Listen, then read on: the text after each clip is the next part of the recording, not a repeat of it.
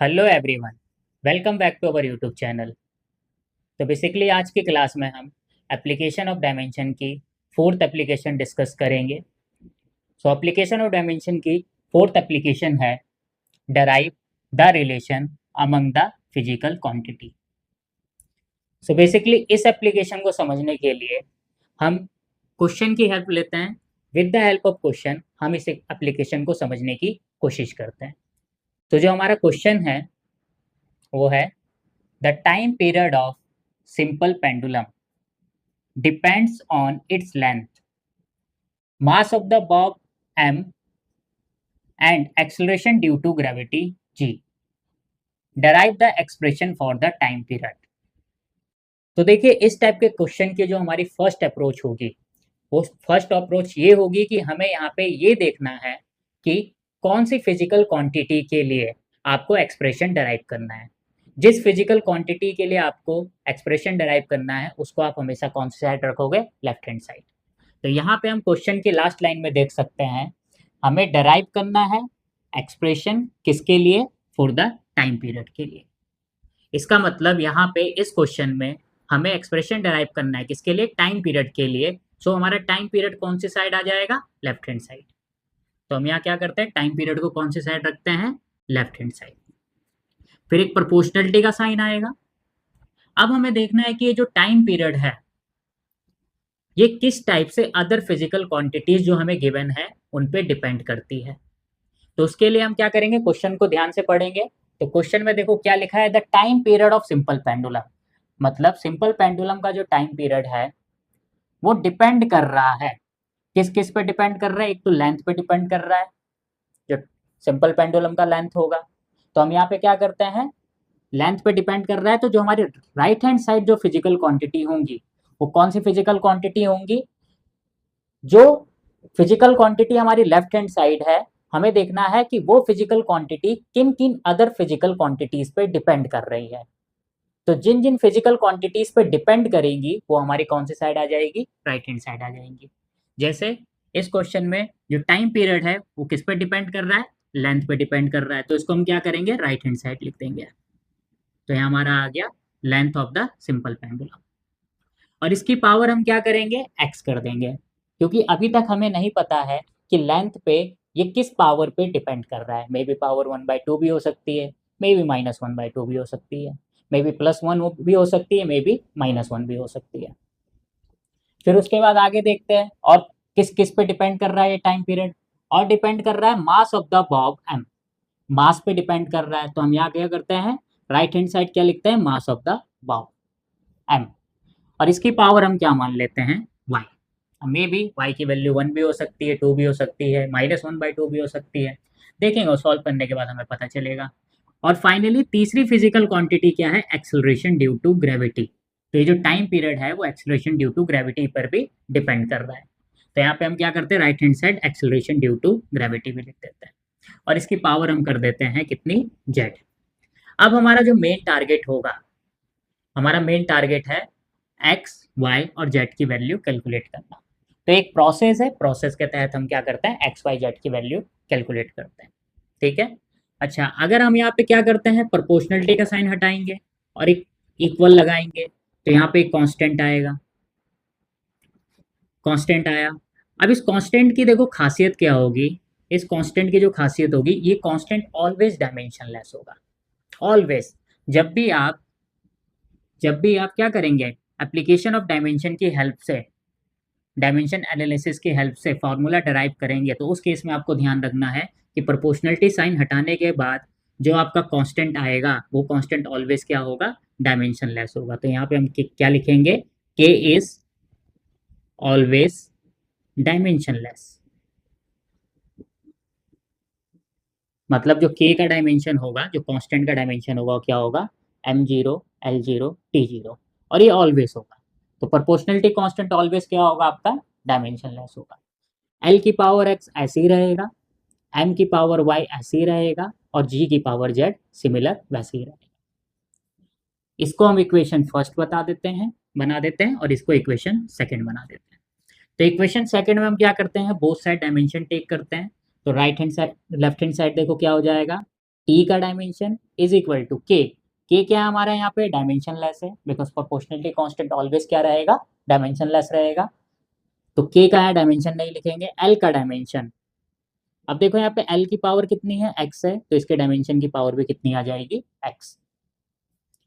फिर क्या है, मल्टीप्लाई एम का डायमेंशन मतलब मास का डायमेंशन, बिकॉज यहाँ पे एम की पावर वाई है, तो मास के डायमेंशन की भी पावर क्या आ जाएगी, वाई आ जाएगी। फिर क्या है, जी का डायमेंशन मतलब एक्सेलरेशन ड्यू टू ग्रेविटी का डायमेंशन। और क्योंकि जी की पावर कितनी है, जेड है, तो यहाँ पे एक्सेलरेशन ड्यू टू ग्रेविटी जो हमारा जी है उसके डायमेंशन की पावर भी कितनी हो जाएगी, जेड हो जाएगी। टी तो देखो टी रहेगा बिकॉज ये टाइम पीरियड है, टी क्या है यहाँ पे, टाइम पीरियड है, और टाइम पीरियड का जो डायमेंशन होता है वो क्या होता है, टी होता है। तो फिलहाल हम क्या करते हैं, टाइम पीरियड का जो डायमेंशन है उसको टी रहने देते हैं। एल क्या है यहाँ पे, एल यहाँ पे है लेंथ, लेंथ का डायमेंशन क्या होता है, एल होता है, और इसकी होल पावर कितनी हो जाएगी, एक्स। एम क्या है यहाँ पे, मास है, मास का डायमेंशन कितना होता है, एम होता है, और इसकी होल पावर क्या हो जाएगी, वाई। जी क्या है यहाँ पे, एक्सेलरेशन ड्यू टू ग्रेविटी। तो अगर हम एक्सेलरेशन ड्यू टू ग्रेविटी की बात करें तो एक्सेलरेशन ड्यू टू ग्रेविटी मतलब जी। तो जी का जो डायमेंशन होता है वो होता है एल टी माइनस टू, मतलब जो डायमेंशन हमारा किसका होता है, एक्सेलरेशन का होता है, वही dimension acceleration due to gravity का होता है। तो यहाँ पे जी का डायमेंशन क्या आ जाएगा बताओ, एल टी माइनस टू की होल पावर जेड। ठीक है, फिलहाल हम क्या करते हैं, इसको मिटा देते हैं और इस क्वेश्चन को आगे सॉल्व करते हैं। अब देखो लेफ्ट हैंड साइड तो आपका क्या रहेगा, टी रहेगा, जैसा है वैसा ही लिख दो टी को। राइट हैंड साइड देखो क्या है, एल की पावर एक्स है, तो ये एक्स क्या होगा, एल में डिस्ट्रीब्यूट हो जाएगा, तो एल की पावर क्या आ जाएगा यहाँ पे, एक्स आ जाएगा।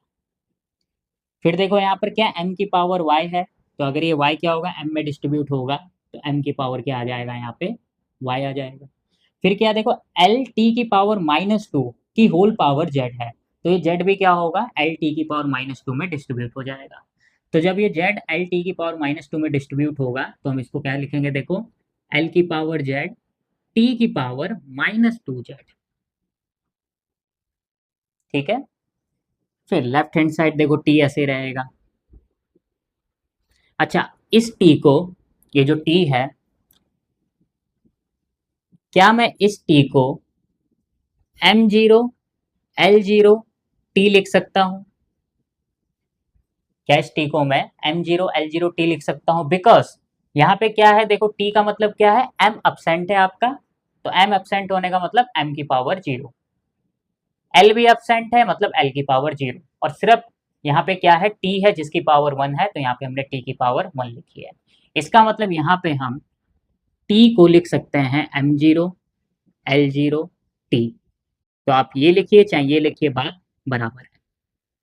ठीक है, कैलकुलेशन को आसान करने के लिए ऐसा किया है, अगर आपका मन है तो आप मत भी लिखिए, डिपेंड्स ऑन यू। अब देखो सबसे पहले m लिखते हैं, तो m ये रहा हमारा, m की पावर कितनी है, y। फिर लिखते हैं l।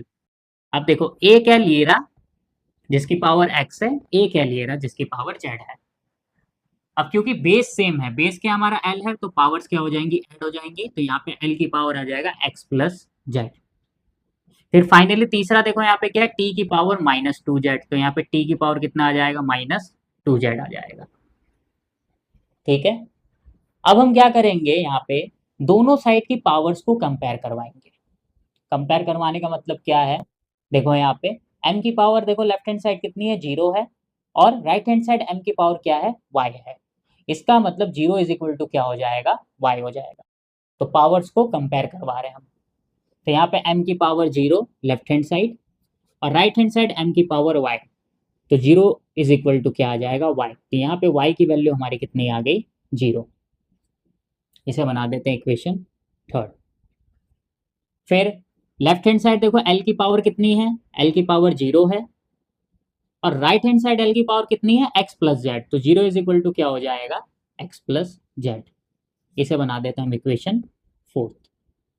फिर यहाँ पे देखो लेफ्ट हैंड साइड t की पावर कितनी है, वन है, और राइट हैंड साइड t की पावर कितनी है, माइनस टू जेड है, तो यहाँ पे वन इज इक्वल टू कितना आ जाएगा, माइनस टू जेड आ जाएगा। और फाइनली यहाँ से जेड की वैल्यू कितनी आ जाएगी, माइनस वन बाय टू। इसको बना देते हैं हम इक्वेशन 5। अगर हम z की वैल्यू को ले जाके इक्वेशन 4 में पुट करते हैं, इस z की वैल्यू को ले जाके इक्वेशन 4 में पुट करते हैं तो देखो क्या होगा। यहाँ पे हमारा आ जाएगा, इक्वेशन 4 में पुट कर रहे हैं, 0 आपका 0 ही रहेगा, इज इक्वल टू x आपका x रहेगा, और z की जगह कितना आ जाएगा, z की जगह आ जाएगा -1/2, तो ये आ गया -1/2। तो यहाँ से x की वैल्यू आ गई आपकी कितनी, 1/2। इसे बना देते हैं हम इक्वेशन 6। तो फाइनली अगर हम यहाँ पर x, y और z की वैल्यू देखें तो x की वैल्यू है 1/2, y की वैल्यू है 0 एंड z की वैल्यू है आपकी -1/2।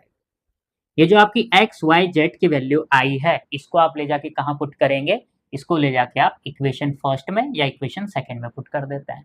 ठीक है, तो फिलहाल मुझे स्पेस चाहिए, स्पेस के लिए मेरे को क्या करना पड़ेगा, ये रफ करना पड़ेगा। तो आप इसको जल्दी से नोट डाउन कर लो, फिर हम आगे बढ़ते हैं। फिलहाल हमें x, y, z की वैल्यू छोड़ के रखते हैं क्योंकि हमें इसकी रिक्वायरमेंट है।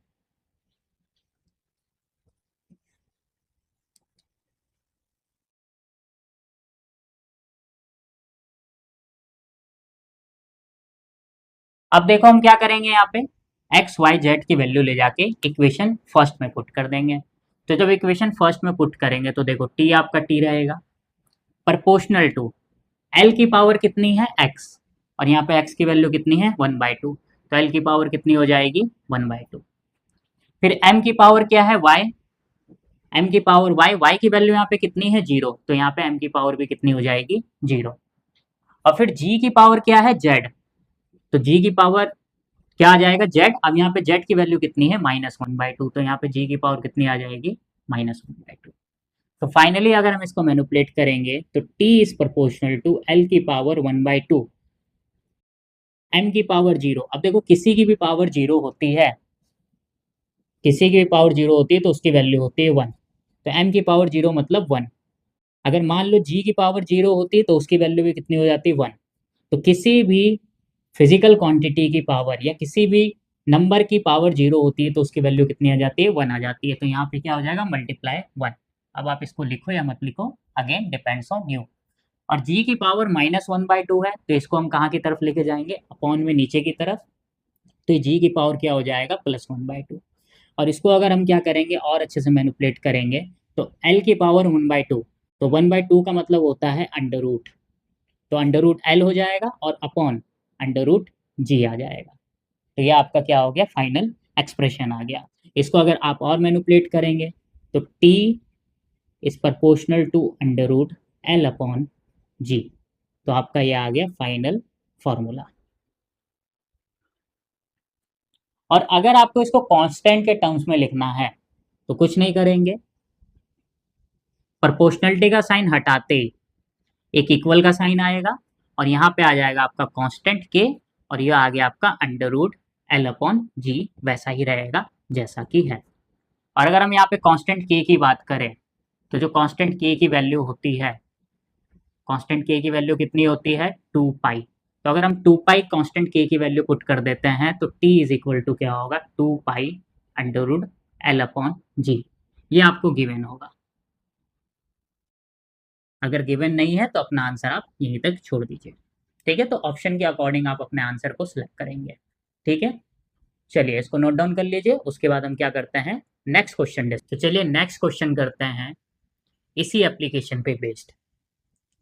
तो जो हमारा नेक्स्ट क्वेश्चन है वो है the centripetal force depends on the mass of the body m, velocity of the body b and radius r of the circular path. Derive the formula of the centripetal force. K is equal to 1 given. तो again आपको क्या करना है, question में ये देखना है कि आपको जो फॉर्मूला डराइव करना है वो कौन सी फिजिकल क्वांटिटी के लिए डराइव करना है। तो जिस फिजिकल क्वांटिटी के लिए आपको फॉर्मूला डराइव करना है उसको आप क्या रखेंगे, लेफ्ट हैंड साइड रखेंगे। तो यहाँ पे हम साफ साफ देख सकते हैं कि derive the formula of centripetal force, इसका मतलब हमें सेंट्रीपिटल फोर्स के लिए फॉर्मूला डराइव करना है। तो सेंट्रीपिटल फोर्स आपका कौन से साइड होगा, लेफ्ट हैंड साइड आ जाएगा। अब देखो ये क्या है, सेंट्रीपिटल फोर्स, तो ये एक प्रकार का क्या है, फोर्स ही है। चाहे सेंट्रीपिटल फोर्स हो, चाहे ग्रेविटेशनल फोर्स हो, चाहे कूलॉम्स फोर्स हो, ये सारे के सारे क्या है, एक प्रकार से फोर्स हैं। तो सेंट्रीपिटल फोर्स मतलब किस फिजिकल क्वांटिटी की बात हो रही है, फोर्स की ही बात हो रही है। तो इसका मतलब क्या होगा, जो हमारा लेफ्ट हैंड साइड आएगा वो क्या हो जाएगा, फोर्स। फिर क्या था, प्रोपोर्शनलिटी का साइन लगाओगे। अब फिर देखोगे कि ये जो हमारी left hand side physical quantity है, जैसे इस क्वेश्चन में हमारा फोर्स है, वो अदर क्वांटिटीज पे, अदर क्वांटिटीज है, किन किन अदर क्वांटिटीज पे डिपेंड कर रहा है। तो यहाँ पे देखो जो फोर्स है, the centripetal force depends on the mass of the body. मतलब सबसे पहले तो किस पे डिपेंड कर रहा है, मास पे डिपेंड कर रहा है। तो हम यहाँ पे मास लिखते हैं और इसकी पावर कितनी लिख देते हैं, एक्स। फिर किस पे डिपेंड कर रहा है, देखो velocity of the body, velocity पे डिपेंड कर रहा है, तो यहाँ पे हम वेलोसिटी लिखेंगे और इसकी पावर कितनी हो जाएगी, y। और तीसरा किस पे डिपेंड कर रहा है, and radius of the circular path. तो यहाँ पे तीसरा किस पे डिपेंड कर रहा है, radius of the circular path मतलब r, और इसकी पावर हम कितनी लिख देंगे, z। अब अगेन हमारा मेन टारगेट क्या होगा, x, y एंड z की वैल्यू कैलकुलेट करना। ठीक है। अच्छा, यहाँ पे हम प्रोपोर्शनलिटी का साइन हटाते हैं और इक्वल का साइन लगाते हैं, तो यहाँ पे आएगा एक कांस्टेंट k, m की पावर x, v की पावर y, r की पावर z, ऐसे ही रहेगा। अब इस कांस्टेंट k की खासियत क्या होगी, कि ये जो कांस्टेंट k है आपका डायमेंशन लेस होगा, और ये ऑलवेज रहेगा, जो भी आपका प्रोपोर्शनलिटी कांस्टेंट आएगा वो ऑलवेज क्या रहेगा, डायमेंशन लेस रहेगा। मतलब m0, l0, t0 ऑलवेज, ये आपको ध्यान रखना है। तो फाइनली क्या करोगे, फाइनली सबसे पहले इसको इक्वेशन फर्स्ट बना दो और इसको इक्वेशन सेकंड बना दो, और इक्वेशन सेकंड की बोथ साइड डायमेंशन ले लो। अगर बोथ साइड हम डायमेंशन लेंगे तो क्या होगा, f का dimension is equal to k का डायमेंशन। k क्या है यहाँ पे, देखो डायमेंशन लेस है, मतलब m0, l0, t0, बिकॉज ये प्रोपोर्शनलिटी कांस्टेंट है, और प्रोपोर्शनलिटी कांस्टेंट ऑलवेज आपका डायमेंशन लेस रहेगा। फिर देखो कि m की पावर x, तो यहाँ पे क्या आ जाएगा, m का डायमेंशन, और m के डायमेंशन की पावर क्या आ जाएगी, x। v की पावर y, मतलब v का डायमेंशन और इसकी पावर आ जाएगी y। r की पावर z, मतलब r का डायमेंशन और इसकी पावर कितनी आ जाएगी, z। चलिए डायमेंशन रखते हैं। फोर्स का जो डायमेंशन है वो होता है m l t माइनस 2। तो लेफ्ट हैंड साइड तो आपका फोर्स का डायमेंशन आ गया, is equal to right hand side में देखो पहली फिजिकल क्वांटिटी क्या है, मास। मास का डायमेंशन क्या होता है, m, और इसकी होल पावर कितनी है, x। फिर दूसरा क्या है, वेलोसिटी। वेलोसिटी का डायमेंशन क्या होता है, l t माइनस 1, और इसकी होल पावर कितनी है, y। और तीसरा क्या है यहाँ पे, रेडियस। रेडियस मतलब एक प्रकार से लेंथ, तो यहाँ पे r का जो डायमेंशन होगा आ जाएगा l, और l की पावर कितनी आ जाएगी यहाँ पे, z। अगर आप इसको मैनिपुलेट करेंगे तो देखो क्या होगा, लेफ्ट हैंड साइड हमारा ऐसे रहेगा m l t minus 2, right hand side देखो क्या होगा, m की पावर x,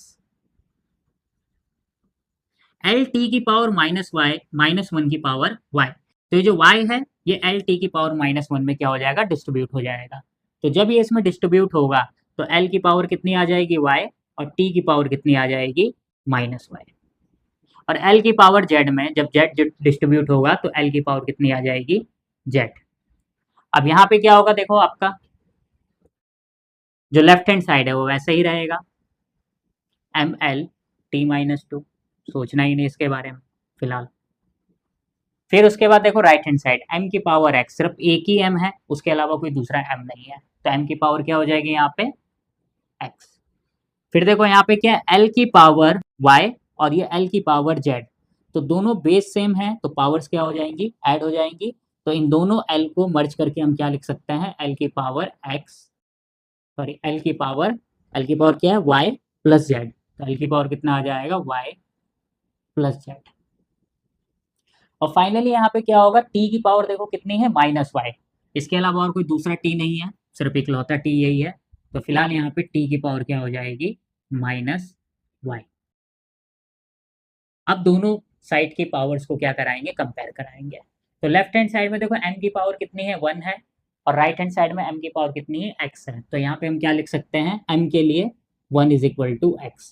तो यहाँ पे x की वैल्यू कितनी आ गई, x की वैल्यू आ गई 1।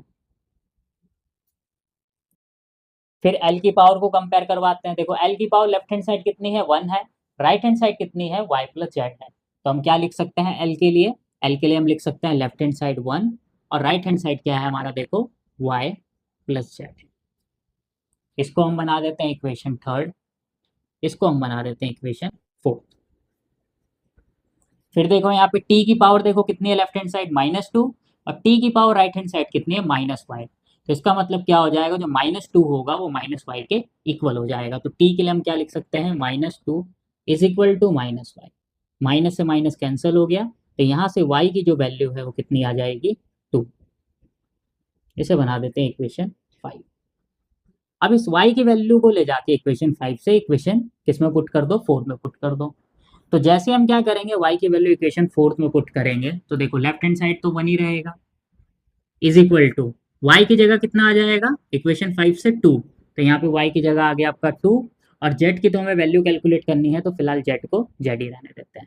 तो यहाँ से जो हमारी z की वैल्यू कितनी आ जाएगी 1 - 2, मतलब z इज इक्वल टू -1।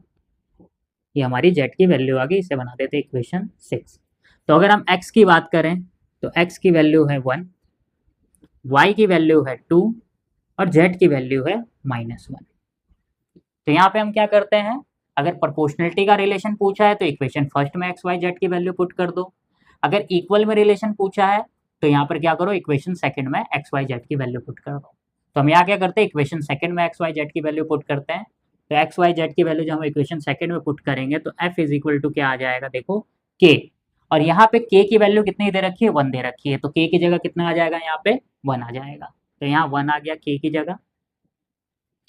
फिर उसके बाद देखो क्या m की पावर x, तो m की पावर x का मतलब x की वैल्यू कितनी है यहाँ पे 1, तो यहाँ पे 1 आ जाएगा m की पावर। फिर v की पावर y, तो यहाँ पे v की पावर क्या आ जाएगा y की वैल्यू देखो यहाँ पे कितनी है 2 और फिर फाइनली क्या हो जाएगा r की पावर z, तो यहाँ पे r की पावर कितनी है z की वैल्यू -1। इसको मैनिपुलेट करोगे तो f इक्वल टू आ जाएगा आपका m v स्क्वायर, r की पावर -1 कहाँ चला जाएगा अपॉन में, तो m v square upon r। ये आपका आ जाएगा क्या फाइनल फॉर्मूला किसके लिए, सेंट्रीपिटल फोर्स के लिए इन सर्कुलर मोशन। तो सर्कुलर मोशन में सेंट्रीपिटल फोर्स का जो फॉर्मूला होता है वो क्या होता है M V square upon R होता है। इसको आप नोट डाउन कर लीजिए, फिर अगले क्वेश्चन की तरफ स्विच करते हैं। जो हमारा नेक्स्ट क्वेश्चन है वो है the viscous force depend on coefficient of viscosity Etah, radius r of the bullet and velocity v of the bullet. Derive the formula of viscous force F. K is equal to 6 pi given. तो यहाँ पे again क्या करेंगे आप, same process, left hand side उस physical quantity को रखना है जिस फिजिकल क्वांटिटी के लिए आपको फॉर्मूला डराइव करना है। तो यहाँ पे लास्ट लाइन में हम साफ साफ देख सकते हैं derive the formula of viscous force. इसका मतलब हमें किस फिजिकल क्वांटिटी के लिए फॉर्मूला डराइव करना है, विस्कस फोर्स के लिए। अगेन यहाँ पे चाहे विस्कस फोर्स हो, चाहे लास्ट क्वेश्चन में हमने सेंट्रीपिटल फोर्स पढ़ा था या ग्रेविटेशनल फोर्स हो, ये सारे के सारे क्या है एक प्रकार से फोर्स है। तो विस्कस फोर्स भी क्या होगा आपका फोर्स ही होगा।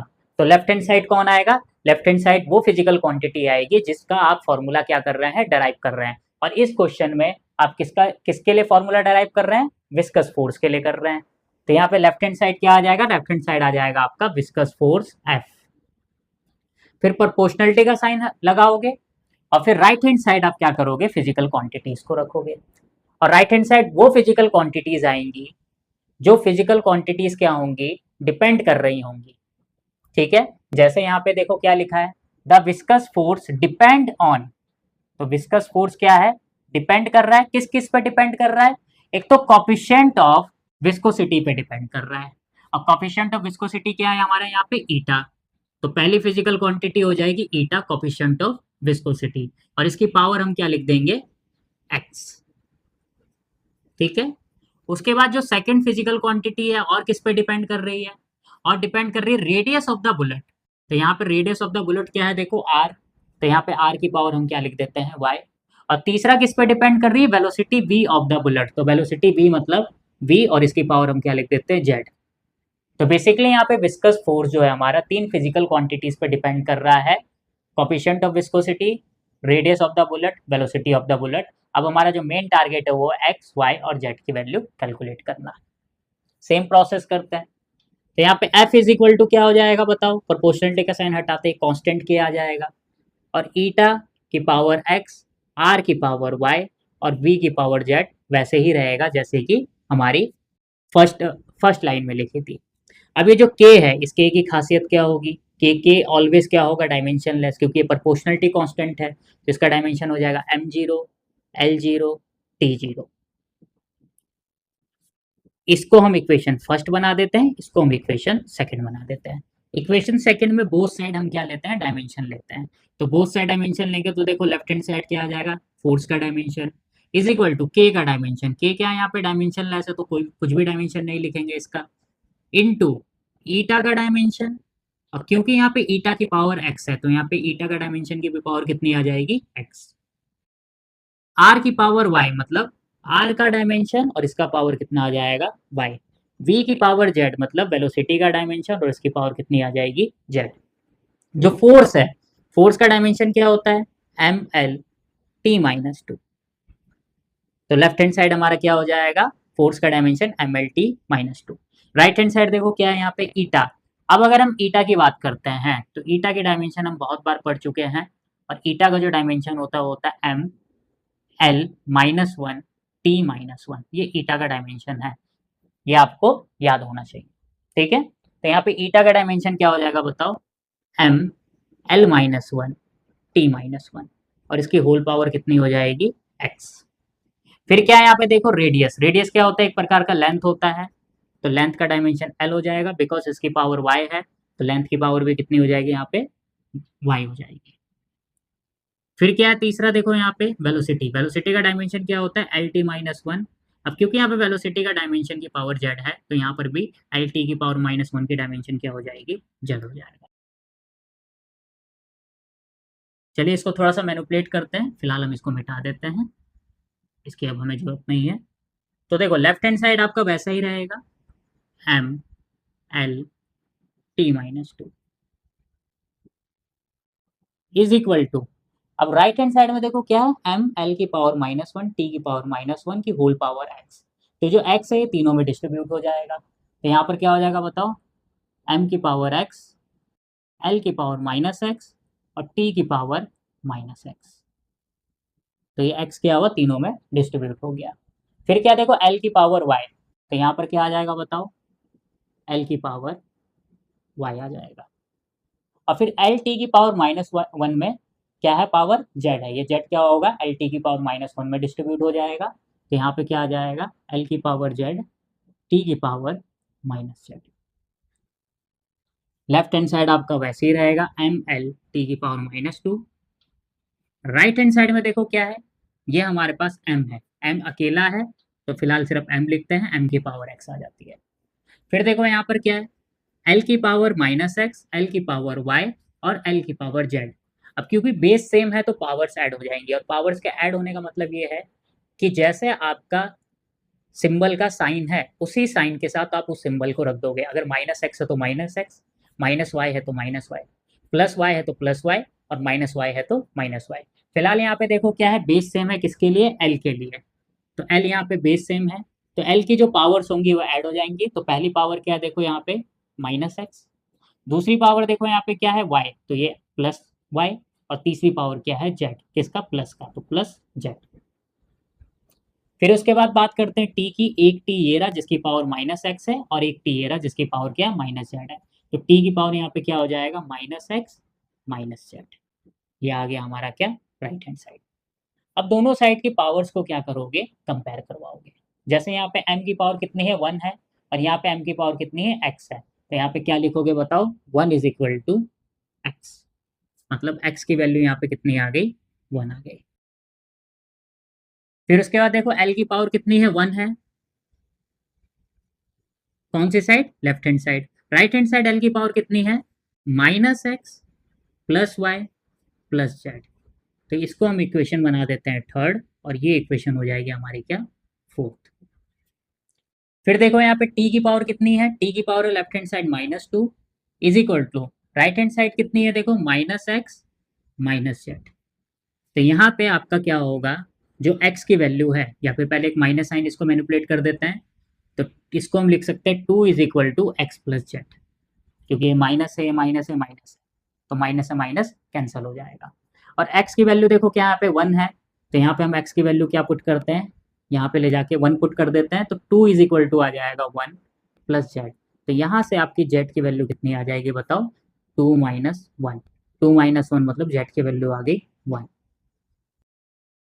इसको हम बना देते हैं इक्वेशन 5।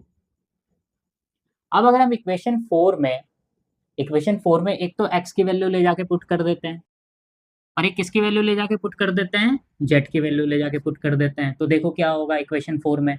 लेफ्ट हैंड साइड क्या इक्वेशन 4 में 1 है, is equal to minus X को जगह देखो क्या होगा, माइनस की जगह माइनस रहेगा, एक्स की जगह क्या पुट कर दोगे 1, तो ये आ जाएगा 1 प्लस वाई, तो y की वैल्यू हमें कैलकुलेट करनी है, प्लस जेड की वैल्यू कितनी है 1 है, तो प्लस कितना हो जाएगा 1 आ जाएगा।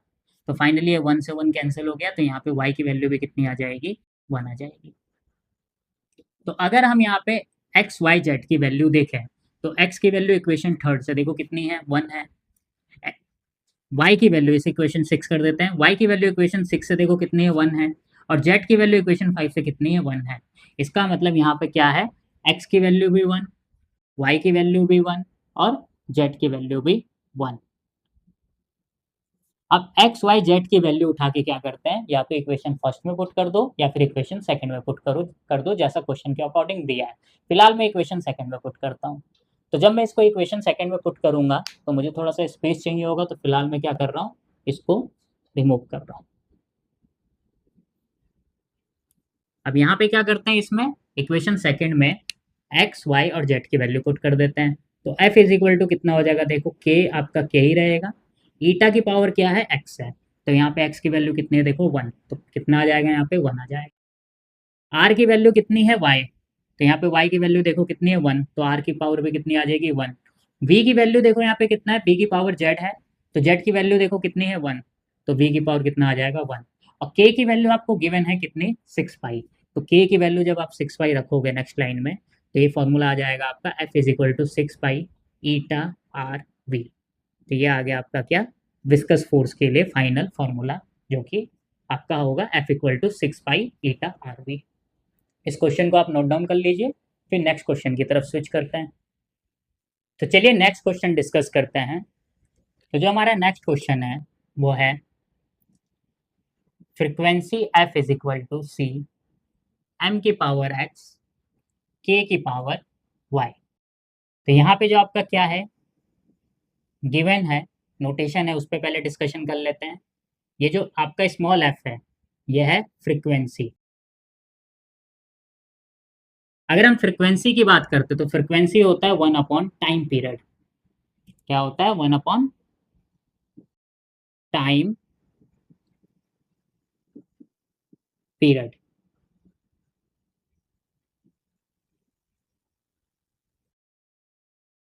तो अगर यहाँ पे हम फ्रीक्वेंसी की डायमेंशन की बात करेंगे तो फ्रीक्वेंसी का डायमेंशन इज इक्वल टू क्या होगा 1 अपॉन टाइम पीरियड का डायमेंशन। और जो हमारा टाइम पीरियड होता है वो एक प्रकार से क्या होता है टाइम होता है, तो टाइम पीरियड का डायमेंशन क्या हो जाएगा टी हो जाएगा। तो फाइनली यहाँ पे अगर हम फ्रीक्वेंसी के डायमेंशन की बात करें तो फ्रीक्वेंसी का डायमेंशन क्या होगा टी की पावर -1।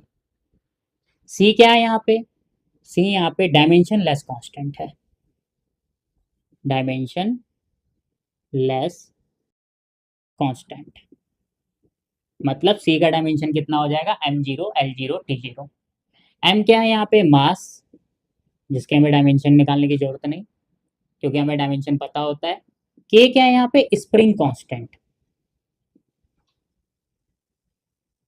Spring constant. तो पहले हम क्या करते हैं स्प्रिंग कांस्टेंट का डायमेंशन निकाल लेते हैं। तो स्प्रिंग कांस्टेंट का जो आपका डायमेंशन होगा वो क्या होगा, हम निकालेंगे F इक्वल टू माइनस के एक्स से। F क्या है यहाँ पे, F है यहाँ पे फोर्स, K क्या है स्प्रिंग कांस्टेंट, और जो x है x क्या है यहाँ पे डिस्टेंस। तो यहाँ से जो हमारी k की वैल्यू है तो k इज इक्वल टू देखो क्या आ जाएगा, k इज इक्वल टू आएगा, यहाँ से k इज इक्वल टू आएगा माइनस का f अपॉन एक्स, तो k is equal to minus का f अपॉन एक्स। दोनों साइड के हम डायमेंशन लेंगे तो k का dimension is equal to minus का डायमेंशन में कोई कंट्रीब्यूशन नहीं होता है, फोर्स का डायमेंशन अपॉन x का डायमेंशन।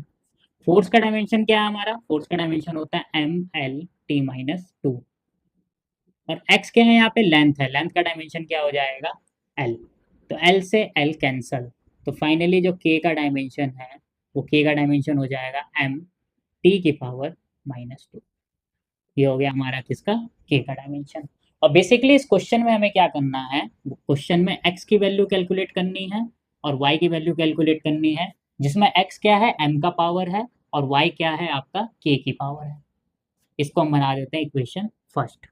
तो अब क्या करते हैं, इक्वेशन फर्स्ट में दोनों साइड हम डायमेंशन लेते हैं, तो taking both side of dimension in equation first, तो इक्वेशन फर्स्ट के हम बोथ साइड डायमेंशन लेंगे तो क्या आएगा बताओ, फ्रीक्वेंसी का डायमेंशन इज इक्वल टू सी, क्या है यहाँ पे डायमेंशन लेस कांस्टेंट है, तो इसका डायमेंशन आप लिखो मत लिखो बात बराबर है, लिखोगे तो कितना लिखोगे m0 l0 t0, तो फिलहाल मैं इसको नहीं लिखता हूँ, इनटू m का डायमेंशन, और क्योंकि यहाँ पे m की पावर x है तो यहाँ पे m के डायमेंशन की भी पावर क्या हो जाएगी, x हो जाएगी, इनटू k का डायमेंशन, अब क्योंकि यहाँ पे k की पावर क्या है, y है, तो यहाँ पे k के डायमेंशन की पावर भी कितनी हो जाएगी, y हो जाएगी।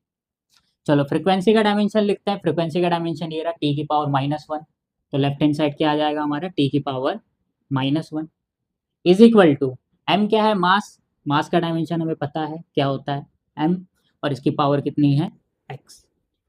k का डायमेंशन, k का डायमेंशन हम निकाल चुके हैं, k का डायमेंशन क्या है, m t की पावर -2, तो m t की पावर -2, और k के डायमेंशन की पावर y होगी, तो यहाँ पर k का डायमेंशन क्या है, m t की पावर -2, तो इसकी भी पावर कितनी हो जाएगी, y।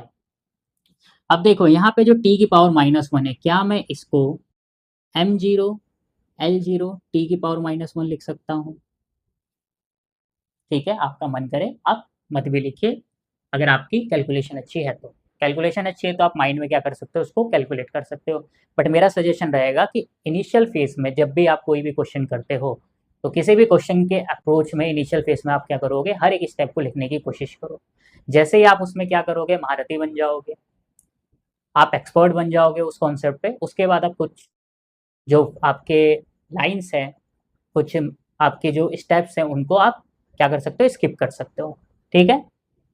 तो अगेन अगर आप महारथी हो तो नहीं भी लिखोगे तो भी चलेगा, इज इक्वल टू m की पावर x, तो m की पावर कितनी हो जाएगी x, और यहाँ पे m t की पावर -2 की होल पावर y है, तो ये क्या होगा, यहाँ पे पावर डिस्ट्रीब्यूट हो जाएगी, मतलब m की पावर y t की पावर -2y। तो फाइनली देखो लेफ्ट हैंड साइड हमारा रहेगा m की पावर 0 l की पावर 0 t की पावर -1, जैसा है वैसा ही रहेगा। अब यहाँ पे देखो क्या m की पावर x है और m की पावर y है, क्योंकि यहाँ पे बेस क्या है, m है, और पावर्स क्या है, x और y, तो पावर्स क्या हो जाएंगी यहाँ पे, ऐड हो जाएंगी x प्लस वाई, और t की पावर क्या है यहाँ पे -2y, ठीक है। अब देखो यहाँ पे लेफ्ट हैंड साइड हमारा m की पावर 0 है और राइट हैंड साइड m की पावर कितनी है, x प्लस वाई, तो 0 इज इक्वल टू क्या हो जाएगा हमारा x प्लस वाई, ये हो गया इक्वेशन सेकेंड। फिर देखो l की पावर 0 और यहाँ पे l अब्सेंट है, अब्सेंट होने का मतलब क्या है, l की पावर 0 ही है, तो राइट हैंड साइड भी आपकी l की पावर 0 है, लेफ्ट हैंड साइड भी आपकी l की पावर 0, तो 0 इज इक्वल टू 0 लिखने का कोई सेंस नहीं बनता है। तीसरा देखो यहाँ पर क्या है, t की पावर -1 है, यहाँ पे t की पावर -2y है, तो यहाँ पे हम क्या लिखेंगे, left hand side -1 is equal to -2y, तो यहाँ से जो माइनस से माइनस कैंसिल होगा, y की वैल्यू कितनी आ जाएगी, 1/2। इस y की वैल्यू को ले जाके इक्वेशन किस में पुट कर दो, सेकंड में पुट कर दो, इसको हम बना देते हैं फिलहाल इक्वेशन थर्ड। इक्वेशन सेकंड में पुट करेंगे तो देखो क्या होगा, लेफ्ट हैंड साइड आपका 0 ही रहेगा, right hand side is equal to क्या हो जाएगा बताओ, x जिसकी वैल्यू हमें कैलकुलेट करनी है, और y की वैल्यू देखो इक्वेशन थर्ड से कितनी है, 1/2, तो प्लस कितना हो जाएगा यहाँ पे 1/2, तो x की वैल्यू आ जाएगी आपकी कितनी, -1/2, और ये हो गया आपका इक्वेशन 4। तो यहाँ हमारे पास क्या है, जो x की वैल्यू है वो -1/2 है और y की वैल्यू कितनी है, 1/2, और यही वैल्यू हमें क्या करनी थी, कैलकुलेट करनी थी। फिलहाल आप इस क्वेश्चन को नोट डाउन करिए। सो जो हमारा नेक्स्ट क्वेश्चन है वो है force F, velocity v and time t are fundamental units, the dimension formula of mass। तो बेसिकली आपको क्या कैलकुलेट करना है, डायमेंशन फार्मूला कैलकुलेट करना है किसके लिए, मास के लिए। The dimension formula of mass. तो हमारा मेन टारगेट है डायमेंशन फॉर्मूला किसका, मास का कैलकुलेट करना। और यहाँ पे हमें 4 ऑप्शन दिए हैं, F B T, F B की पावर 2 टी की पावर -1, एफ बी की पावर -1 टी की पावर 2, एफ बी की पावर -1 टी की पावर -1। तो हमें देखना है कि जो मास का डायमेंशन फॉर्मूला है वो इन चारों में से कौन से ऑप्शन के साथ मैच करता है। ठीक है, तो इस क्वेश्चन को भी हम क्या करेंगे, जैसे अभी तक हमने जितने भी क्वेश्चंस किए उन क्वेश्चंस की तरह अप्रोच करेंगे। तो यहाँ पे हमें बेसिकली किसका डायमेंशन फॉर्मूला निकालना है, मास का निकालना है। तो जिसके लिए हमें फॉर्मूला कैलकुलेट करना होता है, इक्वेशन कैलकुलेट करनी होती है, उसको हम क्या रखते हैं, लेफ्ट हैंड साइड रखते हैं। तो फिलहाल हमें यहाँ पे मास का डायमेंशन कैलकुलेट करना है, तो इसको हम मास को क्या करेंगे, लेफ्ट हैंड साइड रखेंगे। तो मास m इज प्रोपोर्शनल टू, अब देखो किस किस पे डिपेंड कर रहा है। अब डिपेंड का मतलब है कि आपका जो फाइनल आंसर है वो फाइनल आंसर क्या होना चाहिए। तो फाइनल आंसर इन चारों में से कोई एक होगा। तो इसका मतलब जो हमारा राइट हैंड साइड है, राइट हैंड साइड क्या होंगे, right hand side force, velocity और टाइम होगा। ठीक है, तो यहाँ पे हम क्या करेंगे, फोर्स लिखेंगे, पहली फिजिकल क्वांटिटी हमारी राइट हैंड साइड जिसकी पावर हम लिख देते हैं x। फिर वेलोसिटी है, वेलोसिटी की पावर क्या लिख देते हैं y। और टाइम है, टाइम की पावर कितनी लिख देते हैं z। अब हमारा मेन टारगेट क्या होगा, x, y और z को कैलकुलेट करना। ठीक है, फिर प्रोपोर्शनलिटी का साइन हटाएंगे, कांस्टेंट आएगा। और इस कांस्टेंट की अगेन खासियत क्या होगी कि कांस्टेंट का जो डायमेंशन होगा कितना होगा, m0 l0 t0 मतलब डायमेंशनलेस। f की पावर x ऐसे ही रहेगा, v की पावर y ऐसे ही रहेगा, t की पावर z ऐसे ही रहेगा। ये हमारा इक्वेशन फर्स्ट और ये हमारा इक्वेशन सेकंड। इक्वेशन सेकंड में बोथ साइड डायमेंशन टेक करेंगे, तो ये क्या हो जाएगा, देखो मास का dimension is equal to k, क्या हमारा डायमेंशन लेस है बिकॉज प्रोपोर्शनलिटी कांस्टेंट है, और प्रोपोर्शनलिटी कांस्टेंट ऑलवेज क्या होगा, डायमेंशन लेस होगा। फोर्स का डायमेंशन, अब बिकॉज यहाँ पे फोर्स की पावर x है तो यहाँ पे फोर्स के डायमेंशन की पावर कितनी हो जाएगी, x। वेलोसिटी का डायमेंशन, बिकॉज यहाँ पे वेलोसिटी की पावर y है तो यहाँ पे वेलोसिटी के डायमेंशन की पावर भी क्या हो जाएगी, y। t का डायमेंशन मतलब टाइम का डायमेंशन, बिकॉज यहाँ पे t की पावर z है तो यहाँ पे आपका जो t के डायमेंशन की पावर होगी वो भी क्या हो जाएगी, z हो जाएगी। इसको हम बना देते हैं इक्वेशन थर्ड। ठीक है, अब देखो यहाँ पर क्या होगा, मास का डायमेंशन, अब मास का जो डायमेंशन होता है क्या होता है, m होता है, इज इक्वल टू फोर्स का डायमेंशन क्या होगा, m(l(t)-2। अब क्योंकि यहाँ पे फोर्स के डायमेंशन की पावर x है तो यहाँ पे फोर्स का डायमेंशन m(l(t) की पावर -2 का जो डायमेंशन का पावर होगा कितना हो जाएगा, x हो जाएगा। फिर क्या है, वेलोसिटी का डायमेंशन, तो l(t)-1 और पावर y, और यहाँ पे टाइम का डायमेंशन मतलब t और पावर z।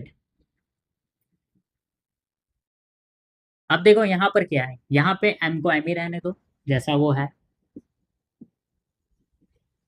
यहाँ पे m की पावर क्या है, m की पावर आ जाएगी x, क्योंकि x क्या होगा, इन तीनों में डिस्ट्रीब्यूट हो जाएगा। तो m की पावर x, l की पावर x, t की पावर -2x। फिर एल टी की पावर -1 की पावर y, तो हम यहाँ पे क्या लिखते हैं, l की पावर y, t की पावर -y, क्योंकि y क्या होगा, y इन दोनों में डिस्ट्रीब्यूट हो जाएगा। और z क्या होगा, t के साथ डिस्ट्रीब्यूट हो जाएगा, तो t की पावर आ जाएगी यहाँ पे z। m को ऐसे ही रहने दो जैसा ये है। अब देखो m की पावर x, क्योंकि यहाँ पे सिर्फ m सिंगल है तो m की पावर क्या होगी, x होगी। l की पावर, देखो l की पावर यहाँ पे क्या है, x है, और यहाँ पे l की पावर क्या है, y है। तो बेस क्या है, सेम है, बेस क्या हमारा l है, तो l की पावर जो होगी वो ऐड हो जाएंगी, तो क्या हो जाएगा, l की पावर x प्लस l की पावर y। तो यहाँ पे क्या हो जाएगा, l की पावर x प्लस y लिख सकते हैं हम इसको। t की पावर देखो क्या है, यहाँ पे t की पावर है एक तो कितनी, -x, t की पावर कितनी है, -y, और t की पावर कितनी है, +z। तो तीनों पावर्स क्या हो जाएंगी, यहाँ पे ऐड हो जाएंगी, क्योंकि बेस आपका क्या है, t तीनों के लिए सेम है। अब दोनों साइड की पावर्स को कंपेयर करवाओगे, तो यहाँ पे देखो m की पावर कितनी है, लेफ्ट हैंड साइड 1 है, और राइट हैंड साइड कितनी है, x है। तो यहाँ पे x की वैल्यू कितनी आ गई, 1। इसको हम बोल देते हैं इक्वेशन थर्ड।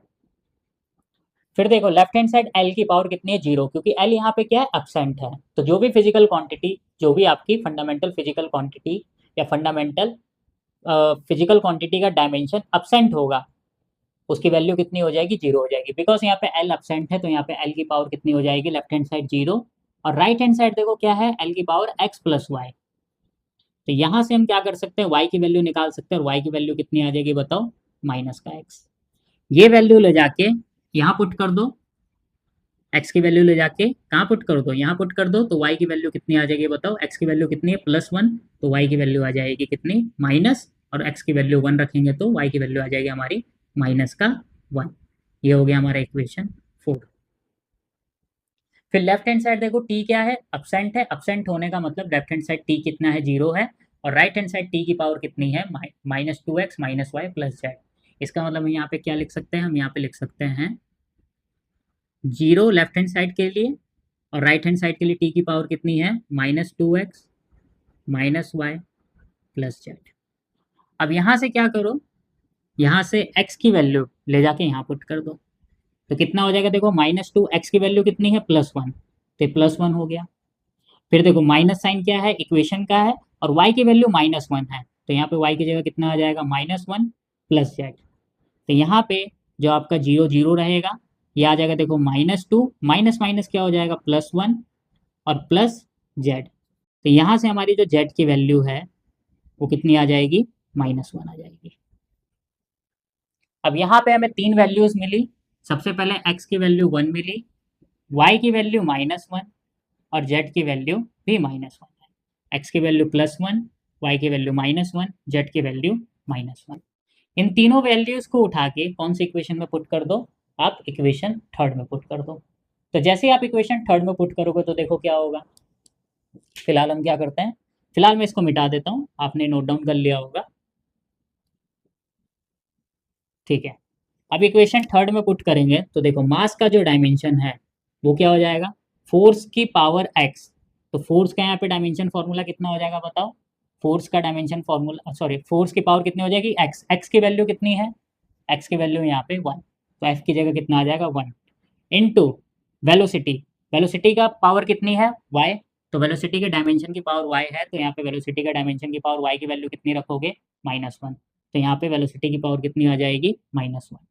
और t का डायमेंशन की पावर z, और z की वैल्यू कितनी है, -1 है, तो t की जो पावर आएगी वो कितनी आ जाएगी, -1 आ जाएगी।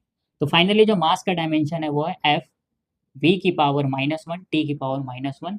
तो ये आपका क्या हो जाएगा, फाइनल आंसर हो जाएगा। और ये आंसर आपका किसके साथ मैच कर रहा है, ये आंसर आपका ऑप्शन नंबर 4 के साथ मैच कर रहा है। चलिए इस क्वेश्चन को नोट डाउन कर लीजिए, फिर इसी से मिलता जुलता अगला क्वेश्चन भी हम करते हैं। तो जो हमारा नेक्स्ट क्वेश्चन है पिछले क्वेश्चन से मिलता जुलता है। इसमें देखो क्या है, energy, velocity and time are fundamental physical quantity. अब वो फंडामेंटल फिजिकल क्वांटिटी बोले या फंडामेंटल यूनिट बोले, दोनों ही एक ही बात है। फाइनली वो आंसर किस में चाहता है, आंसर आपको आपका एज अ एनर्जी, वेलोसिटी और टाइम के टर्म्स में चाहता है, जो कि आपके ऑप्शन में भी साफ साफ दिखाई दे रहा है। उसके बाद क्या है देखो, the dimension formula of surface tension. आपको क्या करना है, डायमेंशन फॉर्मूला निकालना है, किसके लिए, सरफेस टेंशन के लिए, ठीक है। और 4 ऑप्शन है आपके पास, option A, option B, option C, option D. तो देखते हैं कि चारों में से कौन सा ऑप्शन आपका मैच करता है। सबसे पहले क्या करोगे, अगेन सेम मेथड, कि जिस फिजिकल क्वांटिटी के लिए आपको डायमेंशन फॉर्मूला कैलकुलेट करना है या जिस फिजिकल क्वांटिटी के लिए आपको फॉर्मूला डराइव करना है, उसको आप कौन सी साइड रखोगे, लेफ्ट हैंड साइड रखोगे। तो यहाँ पर क्या है, यहाँ पे हमें देखो क्या करना है, the dimension formula of surface tension, मतलब हमें सरफेस टेंशन के लिए डायमेंशन फॉर्मूला कैलकुलेट करना है। तो सरफेस टेंशन हमारा कौन सी साइड हो जाएगा, लेफ्ट हैंड साइड। तो सरफेस टेंशन का जो नोटेशन है वो है एस। एस क्या है यहाँ पे, सरफेस टेंशन। तो एस का डायमेंशन लेफ्ट हैंड साइड हो गया, इज प्रोपोर्शनल टू, या फिर एक काम करते हैं पहले इक्वल लिख देते हैं। तो surface tension is proportional to, पहले फॉर्मूला लिख देते हैं, surface tension is proportional to. देखो किस किस के टर्म्स में आंसर चाहिए हमें, एनर्जी के टर्म्स में, वेलोसिटी के टर्म्स में, टाइम के टर्म्स में। तो क्या हो जाएगा, सरफेस टेंशन प्रोपोर्शनल हो जाएगा एनर्जी के, जिसकी पावर हम x मान लेते हैं, फिर वेलोसिटी के जिसकी पावर हम y मान लेते हैं, और फिर टाइम के जिसकी पावर हम कितने मान लेते हैं, z मान लेते हैं, ठीक है। प्रोपोर्शनलिटी का साइन हटेगा तो एक कांस्टेंट आएगा k, e की पावर x ऐसी रहेगा, v की पावर y ऐसी रहेगा, t की पावर z ऐसी रहेगा। अगेन इस j के k क्या है यहाँ पे, k प्रोपोर्शनलिटी कांस्टेंट है, तो ये जो k प्रोपोर्शनलिटी कांस्टेंट है तो k का डायमेंशन क्या होगा, m0 l0 t0 मतलब डायमेंशन लेस। अब क्या करेंगे, इसको इक्वेशन फर्स्ट मान लेते हैं, इसको इक्वेशन सेकंड मान लेते हैं, और यहाँ से हम क्या करेंगे, इक्वेशन सेकंड का डायमेंशन लेंगे बोथ साइड। तो सरफेस टेंशन का dimension is equal to k, क्या आपका डायमेंशन लेस है, e की पावर x, तो यहाँ पे e के डायमेंशन की पावर भी क्या हो जाएगी, x हो जाएगी, v की पावर y, तो b के डायमेंशन की पावर y हो जाएगी, और t की पावर z, मतलब t के डायमेंशन की पावर कितनी हो जाएगी, यहाँ पे z हो जाएगी। अब अगेन हमारा मेन टारगेट है x, y और z की वैल्यू कैलकुलेट करना। पर सबसे पहले यहाँ पे हम सरफेस टेंशन का डायमेंशन फार्मूला लिख देते हैं। तो जो हमारा सरफेस टेंशन का फार्मूला होता है वो होता है फोर्स अपॉन लेंथ। तो फोर्स अपॉन लेंथ होता है, तो सरफेस टेंशन का डायमेंशन इज इक्वल टू क्या होगा बताओ, फोर्स का डायमेंशन अपॉन लेंथ का डायमेंशन। तो सरफेस टेंशन का डायमेंशन इक्वल टू फोर्स का डायमेंशन क्या हो जाएगा, एम एल टी माइनस 2, और एल क्या हो जाएगा, एल यहाँ पे लेंथ है तो लेंथ का डायमेंशन आ जाएगा एल, एल से L cancel, finally surface tension का डायमेंशन क्या आ गया, एम टी की पावर माइनस 2। तो ये आ गया आपका किसका, सरफेस टेंशन का डायमेंशन फार्मूला। उसके बाद देखो क्या होगा, उसके बाद इस सरफेस टेंशन के डायमेंशन फार्मूले को क्या करेंगे, इस इक्वेशन थर्ड में हम पुट कर देंगे। तो इक्वेशन थर्ड में पुट करेंगे तो देखो क्या आ जाएगा आपका, एम एल जीरो है बिकॉज एल एब्सेंट है, तो टी की पावर कितना हो जाएगा, -2। एल आप यहाँ एल की पावर 0 लिखना है आप लिखिए, नहीं लिखना मत लिखिए, बट नहीं है इसका मतलब एब्सेंट है, मतलब एल की पावर 0 है, ये बात आपको पता होनी चाहिए। ई क्या है यहाँ पे, एनर्जी। एनर्जी की अगर हम बात करें डायमेंशन फॉर्मूला का तो वो होता है M L two T minus 2। अब क्योंकि यहाँ पे एनर्जी की पावर x है तो यहाँ पे एनर्जी के डायमेंशन की पावर भी कितनी हो जाएगी, x हो जाएगी। v क्या है यहाँ पे, वेलोसिटी। वेलोसिटी का डायमेंशन फॉर्मूला आता है एल टी माइनस 1, भी यहाँ पे वेलोसिटी है, वेलोसिटी का dimension formula L T minus 1, because यहाँ पे वेलोसिटी का डायमेंशन की पावर y है, तो यहाँ पे वेलोसिटी का जो डायमेंशन है एल टी माइनस 1, इसकी भी पावर आ जाएगी y। टी क्या है यहाँ पे, टाइम है, तो टाइम का पावर कितना हो जाएगा, z उसके डायमेंशन की। फिर देखो m टी की पावर -2 वैसा ही रहेगा जैसा है, इज इक्वल टू, ये पावर क्या हो जाएगी x, इस कंप्लीटली एनर्जी के डायमेंशन में डिस्ट्रीब्यूट हो जाएगी, तो क्या हो जाएगा यहाँ पे m की पावर x, l की पावर 2x और t की पावर -2x। l t की पावर -1 की होल पावर y, तो l की पावर y और t की पावर -y, और फाइनली t की पावर क्या हो जाएगी यहाँ पे z। तो ये आपका क्या हो गया, पावर डिस्ट्रीब्यूट हो गया। फिलहाल हमें स्पेस की जरूरत है तो हम इसको यहाँ से रफ कर देते हैं, और ये हमारी रिक्वायरमेंट भी नहीं है क्योंकि ऑलरेडी हम लिख चुके हैं। अब देखो क्या करोगे, लेफ्ट हैंड साइड वैसे ही रहेगा m। अब आपका मन करे l की पावर 0 लिखना है तो आप लिखिए, नहीं लिखना मत लिखिए, पर आपके माइंड में अंडरस्टूड होना चाहिए ये चीज़, ठीक है, आपके माइंड में ये चीज़ सेट होनी चाहिए। तो फिलहाल मैं काम करता हूँ, इस वाले क्वेश्चन में हम लिख देते हैं l की पावर 0, एब्सेंट है तो l की पावर 0 लिख दिया, t की पावर -2, ये आ गया आपका, ठीक है। तो इसको थोड़ा सा स्पेस बनाने के लिए साइड लिख देते हैं m l की पावर 0 t की पावर -2 इज इक्वल टू, अब देखो यहाँ पर m क्या है, सिर्फ एक ही है, इसके अलावा कोई m नहीं है, तो यहाँ पे m की पावर क्या हो जाएगी x। l देखो कितना है, एक l ये रहा, एक l ये रहा, तो l की पावर 2x और l की पावर y, तो l हमने यहाँ लिख दिया क्योंकि दोनों का बेस सेम है, तो पावर्स क्या हो जाएंगी, ऐड हो जाएंगी, तो l की पावर 2x प्लस क्या हो जाएगा y, t की पावर -2x, t की पावर -y, t की पावर z। तो t की पावर यहाँ पे देखो कितना आ जाएगा, t की पावर -2x, t की पावर -y, तो -2x -y और t की पावर z मतलब +z, बेस सेम, पावर्स क्या हो जाएंगी, ऐड हो जाएंगी। अब देखो लेफ्ट हैंड साइड m की पावर कितनी है, 1 है, राइट हैंड साइड m की पावर कितनी है, x है, तो 1 इज इक्वल टू कितना आ जाएगा, x, तो यहाँ से x की वैल्यू आ जाएगी 1। ये हो गया हमारा इक्वेशन 4।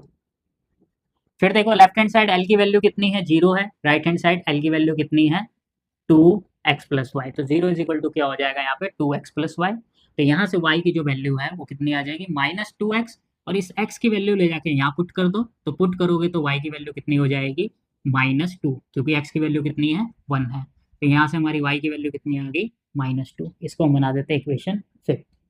फिर देखो यहाँ पे t की पावर कितनी है, -2 है, यहाँ पे t की power -2x -y plus z, तो क्या हो जाएगा बताओ, लेफ्ट हैंड साइड हमारा -2 आ जाएगा क्योंकि t की पावर -2 है, राइट हैंड साइड हमारी t की पावर कितनी है, -2x minus Y plus Z, तो ये हमारा राइट हैंड साइड आ गया। तो -2 रहेगा, -2 यहाँ का -2 रहेगा। एक्स की वैल्यू ले जाके पहले यहाँ पुट कर दो, तो एक्स की वैल्यू देखो कितनी है, +1, तो ये 1 आ जाएगी, ठीक है। माइनस, ये इक्वेशन का माइनस है, और y की वैल्यू यहाँ ले जाके पुट कर दो। y की वैल्यू देखो कितनी है, -2, तो y की जगह हमने क्या रख दिया, -2 रख दिया। अब प्लस जेड, ये हमें क्या करना है, कैलकुलेट करना है, ठीक है। तो फाइनली देखो यहाँ पे कितना आ जाएगा, -2 is equal to -2, minus minus हो जाएगा क्या, +2, ठीक है, और ये प्लस जेड, तो 2 से -2 कैंसिल, तो जेड की वैल्यू कितनी आ जाएगी, -2। इसको हम बना देते हैं इक्वेशन 6। तो यहाँ पे हम साफ साफ देख सकते हैं जो हमारी एक्स वाई जेड की वैल्यू आई है वो क्या आई है, एक्स की वैल्यू आई है +1, कहाँ से, इक्वेशन 4 से। इक्वेशन 5 से y की वैल्यू हमारी है -2। तो यहाँ से आप देख सकते हैं कि y की वैल्यू कितनी आ रखी है, -2 आई है, तो y की वैल्यू हो जाएगी हमारी क्या, -2। और इक्वेशन 6 में हम देख सकते हैं कि जो z की वैल्यू है वो कितनी है, अगेन -2 है। अब इस एक्स वाई जेड की जो वैल्यू है, इस वैल्यू को क्या करते हैं, इक्वेशन 3 में ले जाके पुट करते हैं। फिलहाल हमें क्या होगा, यहाँ स्पेस की रिक्वायरमेंट होगी, तो हम क्या करते हैं, यहाँ पे इसको रिमूव कर देते हैं। या आप साथ में ही नोट डाउन करते चलिए, ठीक है। तो देखो इक्वेशन 3 में आपका लेफ्ट हैंड साइड वैसे ही रहेगा, क्योंकि हमें सरफेस टेंशन का ही डायमेंशन कैलकुलेट करना था। ई की पावर देखो क्या है, ई का डायमेंशन की पावर क्या है, एक्स है, और यहाँ पे एक्स की वैल्यू कितनी आ रखी है, +1, तो यहाँ पे एक्स की जगह आप 1 पुट कर दोगे। बी के डायमेंशन की पावर क्या है, y है, और यहाँ पे y की वैल्यू कितनी है, -2, तो जहाँ y है वहाँ क्या कर दोगे, -2 रख दोगे। और t की पावर क्या है, z है, और तो z की वैल्यू देखो यहाँ पे कितनी आ रखी है, -2 आ रखी है, तो z की जगह क्या पुट कर दोगे, -2 पुट करोगे। तो यहाँ पे जो हमारा सरफेस टेंशन का डायमेंशन है वो क्या हो जाएगा, e की पावर 1, v की पावर -2, और t की पावर -2, क्योंकि ये क्या होगा, पावर 1 यहाँ e के साथ डिस्ट्रीब्यूट हो जाएगा, -2 क्या हो जाएगा, 2 v के साथ डिस्ट्रीब्यूट हो जाएगा, या -2 t के साथ डिस्ट्रीब्यूट हो जाएगा। तो फाइनली अगर आप अपना आंसर गिवन ऑप्शन में मैच करोगे, तो ऑप्शन नंबर बी आपका क्या है, करेक्ट ऑप्शन है। तो सरफेस टेंशन का डायमेंशन होगा e, v की पावर -2, t की पावर -2, ठीक है। चलिए इस क्वेश्चन को नोट डाउन कर लीजिए, फिर नेक्स्ट क्वेश्चन क्या करते हैं, सॉल्व करते हैं, और इस सीरीज इस लेक्चर का जो नेक्स्ट क्वेश्चन होगा वो लास्ट क्वेश्चन है, ठीक है।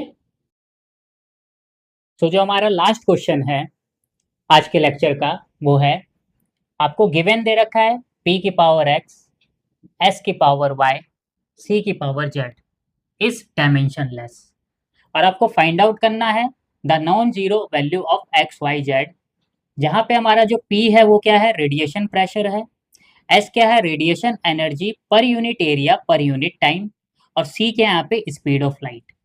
तो देखो जो सबसे पहले गिवन है, गिवन लिख लेते हैं। तो गिवन क्या दे रखा है आपको, p की पावर x, p की पावर x, s की पावर y एंड c की पावर z इज डायमेंशनलेस। तो क्या हम इसको p की पावर x, s की पावर y और c की power z is equal to क्या लिखेंगे, डायमेंशनलेस। डायमेंशनलेस मतलब m0, l0, t0, ठीक है। तो ये हो गया आपका क्या, p की पावर x, s की पावर y, c की पावर z इज डायमेंशनलेस हो गया। तो p की पावर x, s की पावर y, c की power z is equal to dimensionless. फिर क्या कह रहा है, find out the value of non zero values of x y z। तो यहाँ पे आपको ध्यान रखना है कि x y z की वैल्यू क्या होगी, नॉन जीरो होगी।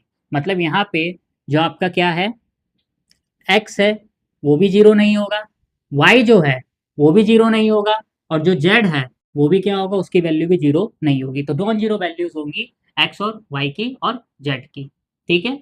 अच्छा p के यहाँ पे देखो रेडिएशन प्रेशर।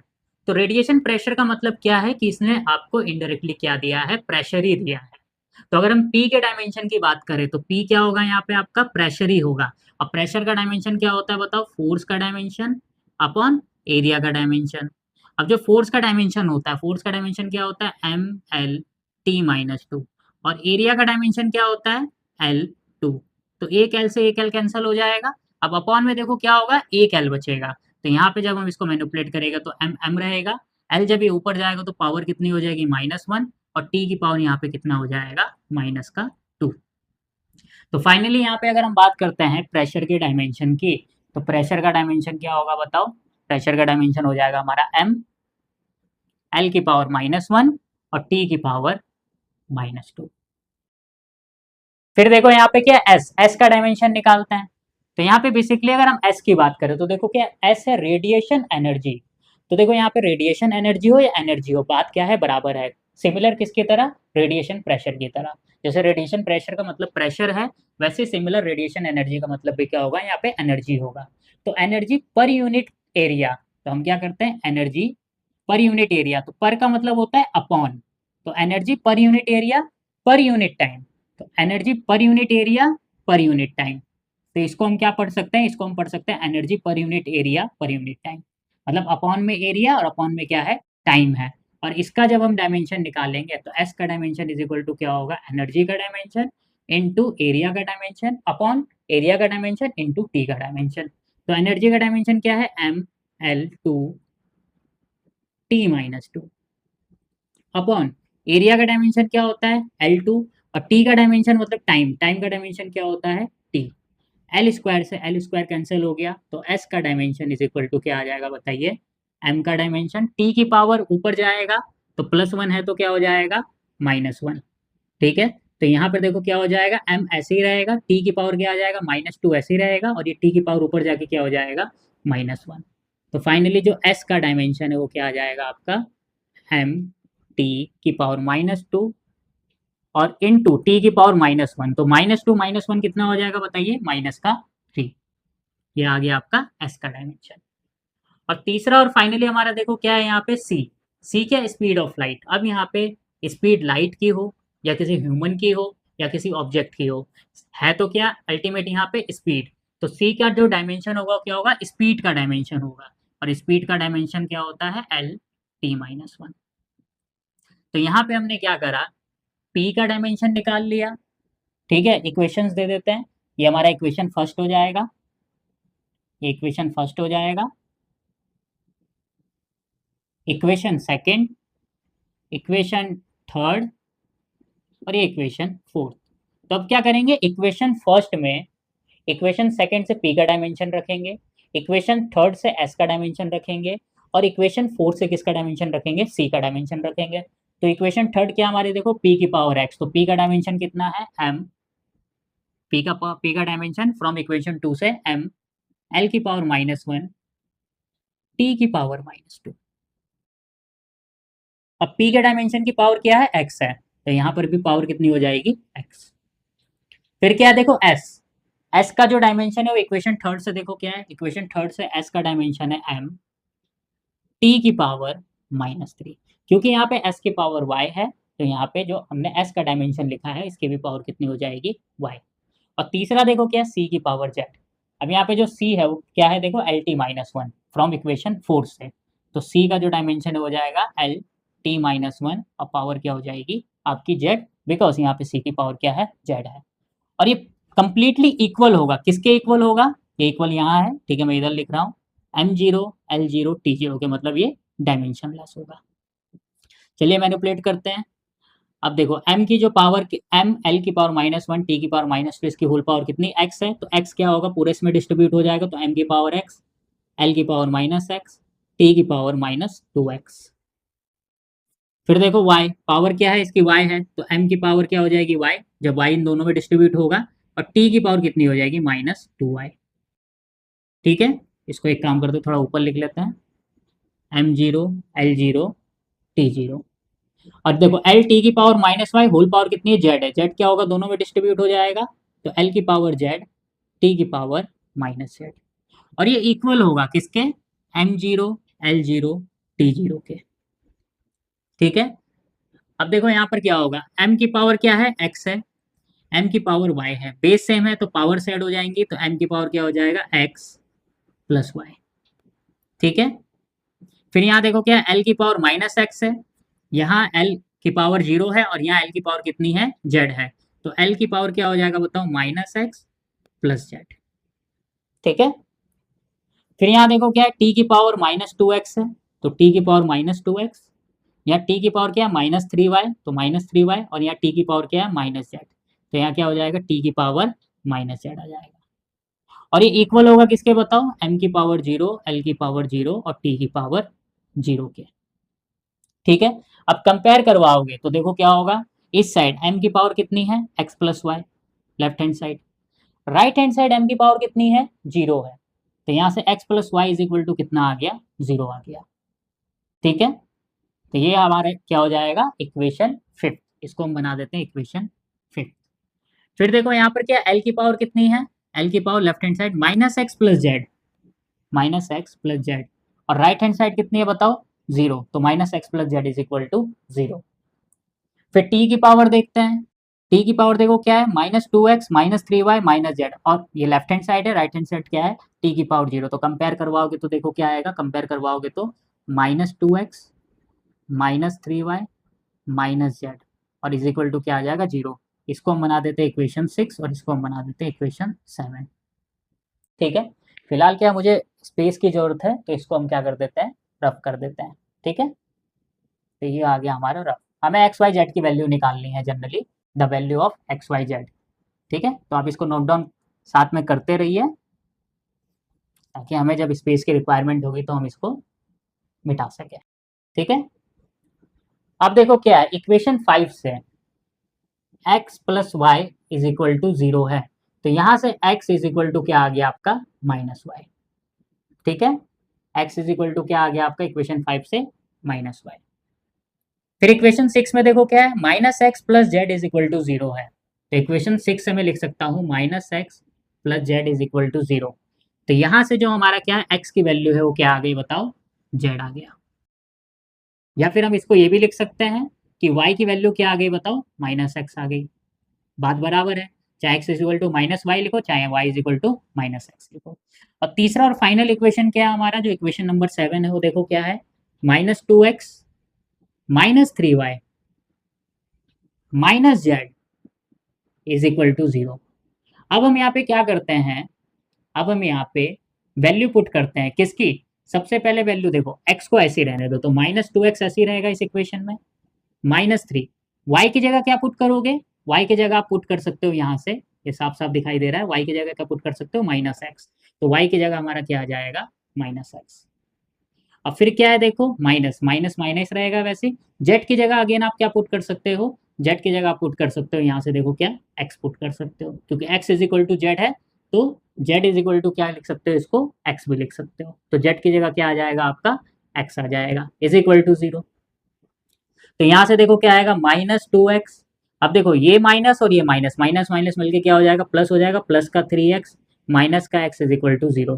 तो यहाँ से जब इसको आप सॉल्व करोगे तो देखो क्या हो रहा है, माइनस 2x माइनस एक्स, तो minus 3x plus 3x is equal to 0।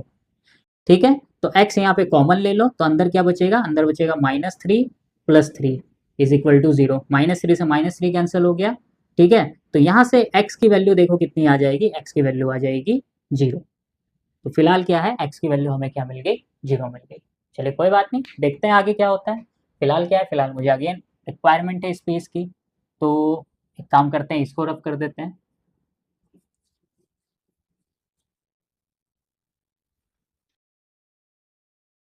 ठीक है,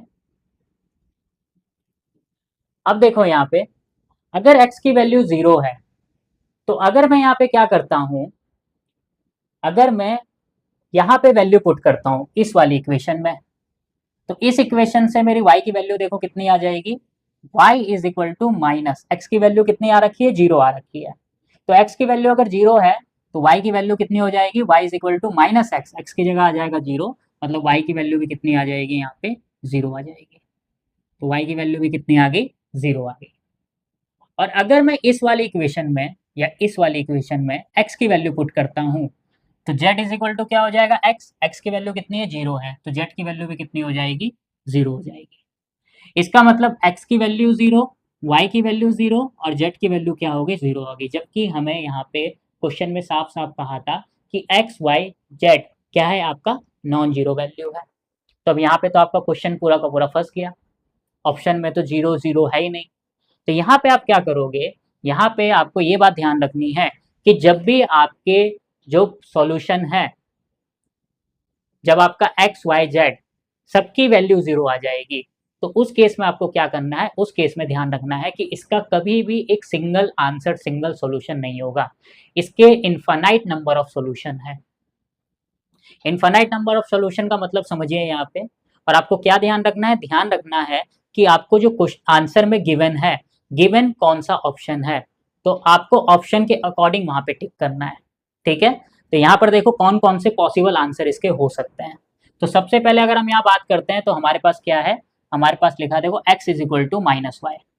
अब number of infinite solution, number of infinite solution का मतलब क्या है, सबसे पहले क्या करोगे, आप कंडीशन रखोगे। कंडीशन क्या है, जो पहली कंडीशन है, कंडीशन ये है कि if x is equal to 1, आप चाहे तो -1 भी रख सकते हो, फिलहाल मैं x इज इक्वल टू क्या रख रहा हूँ, 1 रख रहा हूँ।